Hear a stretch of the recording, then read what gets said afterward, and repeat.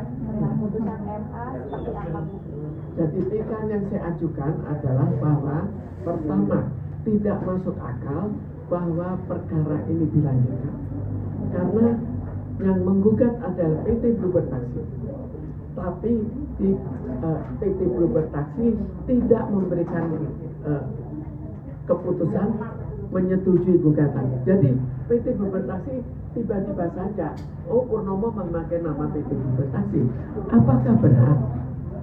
Kan PT tetap PT menentukan. PT menentukan bahwa oh setuju untuk menggugat saya, tapi itu tidak ada. Lalu kalau memang PT, siapa yang mewakili PT? Saya atau Purnomo? Purnomo kalau kedua-duanya tanpa izin PT Bluebird Taxi. Tapi Purnomo ditambah dengan yang tercantum pada pasal 99 bahwa tidak berhak untuk mewakili perseroan karena adanya benturan kepentingan.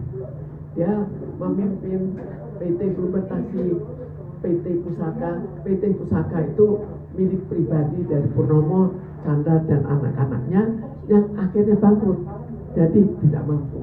Sekarang kita dan juga PT Bluebird. Sekarang kita lihatkan PT itu sekarang kan terkenal monopoli. Apakah betul monopoli? Perusahaannya sendiri saja pakai nama yang berbeda, tidak berhasil untuk tampil, tidak berhasil untuk tetap berada di lapangan. Ibu di sini disebutin bahwa gugatan tersebut janggal, Ibu harus membayar kembali semua gaji. Itu fakta sebenarnya itu seperti apa sih Bu? Kalau boleh tahu Bu mungkin Bu? Ya, itu putusannya. Jadi pada saat itu Ketua Pengadilan Negeri Jakarta Selatan mengatakan bayar jika atau runding jika tidak tercapai kita rundingkan kembali. Tiba-tiba langsung eksekusi. Kan masih ada bantahan. Tapi bantahan saya belum tertulis. Saya mengatakan begini, Pak, ini semua tidak ada buktinya. Kok tidak ada buktinya saya bayar? Jawabannya sederhana, ini putusan harus diikuti.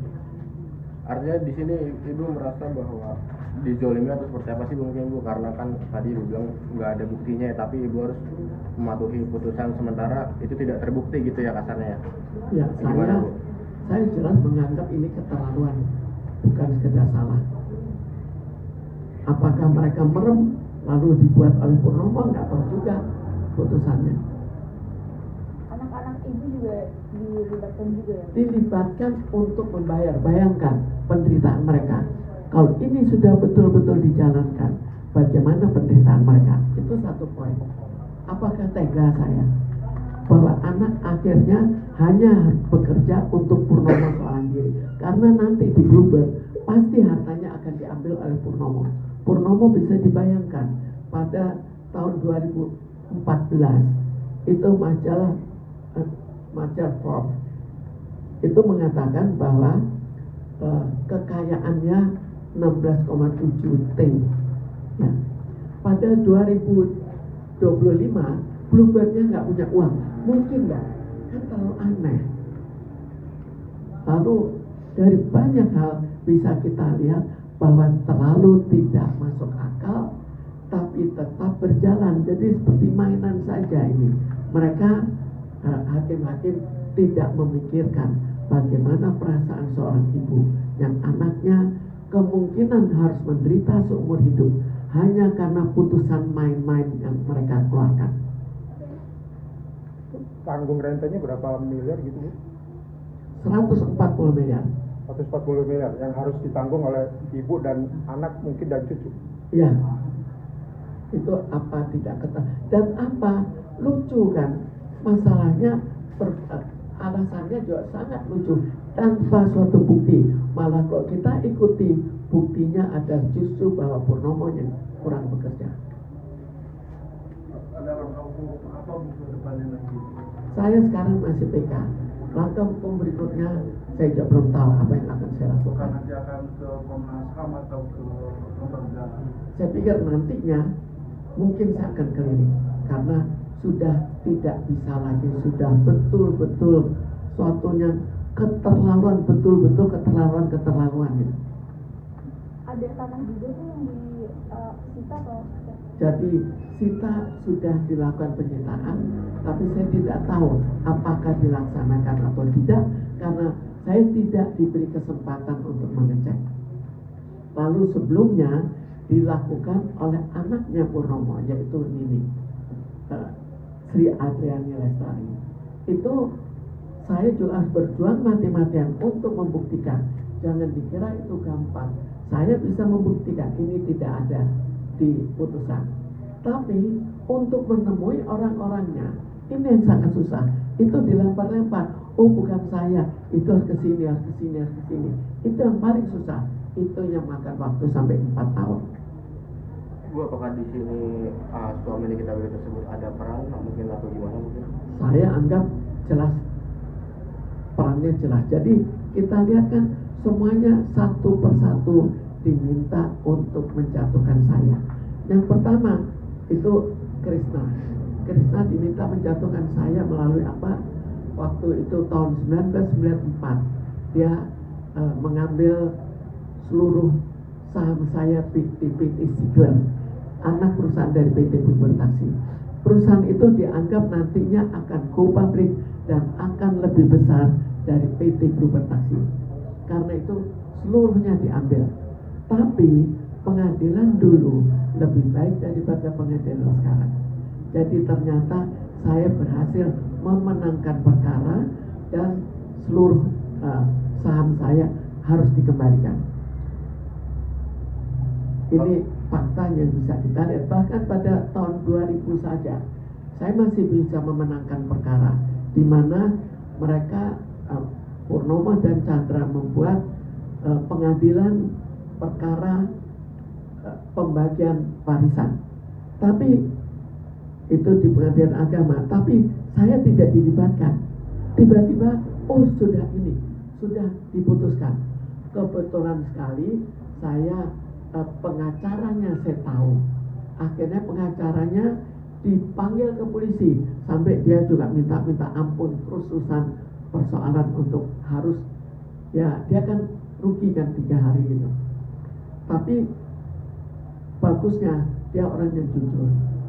Saya perkirakan tetap orang yang jujur, dia tetap mempertahankan bahwa saya tidak pernah memberikan kuasa, baik lisan maupun tertulis. Jadi itu tidak sah. Itu yang dia pertahankan. Tapi sangat saya sayangkan bahwa orang yang begitu jujur akhirnya terpaksa melepaskan diri sebagai pengacara. Karena akhirnya juga ya entah ada apa, tapi memang sulit untuk pengacara yang jujur. Nah, kalau peran suami Nikita Willy sendiri di kasus ini apa Bu? Kalau nggak tahu mungkin Bu perannya Bu. Bagaimana? Peran suami Nikita Willy sendiri apa? Peran Nikita dan suami Nikita Mirjani. Yang melakukan siapa? Yang melakukan itu Purnomo, Chandra dan semua anak-anaknya. Yang harus menandatangani dalam setiap pengakuan siapa? Termasuk Indra sebagai anak dari Chandra. Terlibat atau tidak? Di sini juga ada tanda tangan dia, di mana dia ikut terlibat. Jadi dalam setiap masalah dia ikut tanda tangan. Betul kok, betul memang saya melakukan kecurangan. Bagaimana? Betul bahwa itu milik dari PT Bluebird Taxi yang menjadi milik mereka. Apakah Ibu ada komunikasi dengan Indra, Purnomo, dan Chandra yang Ibu katakan sendiri? Ya, mereka anggap nilai uang di atas nilai kekeluargaan. Sekarang saya mau bagaimana? Berarti bisa dibilang yang terkait pemberitaan yang ada di medsos itu dia terkait pemberitaan yang flexing itu emang ada ngaruhnya di terkait kasus ibu ini ya? Sekarang gini, kita secara logika saja. Saya kan tidak bisa membuktikan, tapi kita logika saja. Kalau orang penghasilannya tidak, ya bukan penghasilan kecil, tapi tetap tidak cukup untuk pergi jalan-jalan ke luar negeri dengan kapal, pesawat, dan kita lihat saja ada lagi kan dari dia dengan helikopternya, lalu ada lagi hotel-hotel terbaik. Dulu kan flexing dari Indra itu dan Nikita Willy kan paling hebat di media itu. Belum terlihat ada yang sehebat itu. Sekarang kira-kira mungkin nggak dia mendapatkan hanya sebagai selebriti? Ya, mungkin harapan Ibu ke depannya atas kasus ini gimana Bu, mungkin Bu? Harapan saya adalah bahwa ini harus berlaku untuk seluruh masyarakat Indonesia, bahwa pengadilan harus diperbaiki, pengadilan harus memperlihatkan keadilan. Katanya kan sebagai wakil dari Tuhan, jadi harus dong mengikuti apa yang dikatakan Tuhan, bukan membuat sesuatu yang berlawanan. Karena jika tidak, maka kita, terutama masyarakat kecil, akan tambah lama tambah parah. Dan kalau tambah parah, jangan dikira bahwa masyarakat menengah tidak ikut kena. Mereka sudah kelaparan, mereka menyerang siapa saja, termasuk menengah. Mungkin kalau yang level tinggi sekali itu tidak kena. Kenapa? Mereka dengan lahan yang sangat luas, dengan penjagaan yang super ketat, otomatis bisa lolos dari masyarakat kecil. Tapi yang menengah ke atas atau menengah yang belum sampai yang level paling tinggi itu tetap ikut menderita. Karena itu level menengah harus bekerja sama dengan masyarakat kecil.